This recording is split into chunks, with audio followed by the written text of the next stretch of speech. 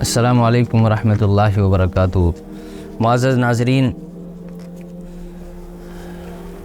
ہم جب کسی روایت کی تحقیق پیش کرتے ہیں اور اس روایت کے متعلق آپ حضرات کے سامنے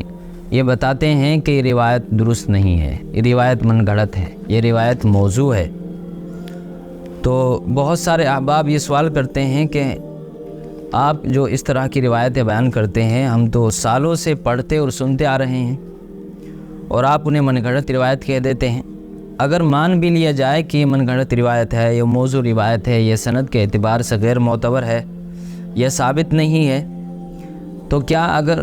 اس روایت میں کوئی عمل بیان کیا گیا ہو کہ اس عمل کو کرنے سے یہ ثواب ملے گا، کسی عمل کی فضیلت بیان کی گئی ہو، تو وہ نیک عمل ہے، اور نیک عمل پر عمل کرنے سے، نیک بات پر عمل کرنے سے تو ثواب ہی ملے گا، اس میں کیا حرج کی بات ہے؟ تو یہ ایک سوال عام طور سے یہ بھی کیا جاتا ہے۔ اس کی وضاحت میں آپ حضرات کے سامنے کرتا ہوں کہ سب سے پہلے یہ بات جان لینی چاہیے کہ نبی کریم صلی اللہ علیہ وسلم کی ذات اقدس کی طرف کسی قسم کی ایسی بات منسوب کرنا جو حضور نبی کریم صلی اللہ علیہ وسلم نے بیان نہ فرمائی ہو، یا کسی اور کی بات کو حضور نبی کریم صلی اللہ علیہ وسلم کی طرف منسوب کرنا، یا کوئی جھوٹی بات کو منسوب کرنا، یہ ہرگز جائز نہیں، یہ اس بیان کرنے والے کے لیے ہلاکت کا سبب ہے۔ صحیح بخاری کی روایت ہے، اللہ کے رسول صلی اللہ علیہ وسلم نے ارشاد فرمایا، جو شخص جان بوجھ کر میری طرف کسی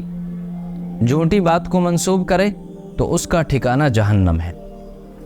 تو اتنی سخت وعید ہے من گھڑت روایت کو بیان کرنے پر، موضوع روایت کو بیان کرنے پر،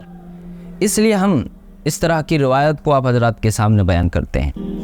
اور جب آپ کو اس بات کا علم ہو جائے کہ یہ روایت من گھڑت ہے، بے اصل ہے، بے بنیاد ہے، اس کا کوئی ثبوت نہیں، اللہ کے رسول صلی اللہ علیہ وسلم نے روایت بیان ہی نہیں فرمائی، حضرات محدثین کرام نے اس پر سخت کلام کیا ہو، تو پھر اس بات کو جان لینے کے بعد اب اس روایت کو، اس حدیث کو بیان کرنے سے فوراً رک جانا چاہیے،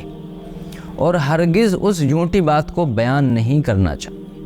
اگر کوئی بھی شخص جان لینے کے بعد پھر بھی بیان کرے گا تو یقیناً وہ سخت گناہگار ہوگا اور اس وعید میں شامل ہوگا کہ اللہ کے رسول صلی اللہ علیہ وسلم کی جانب جھوٹ بات منسوب کرنے کی وجہ سے وہ جہنم میں جائے گا۔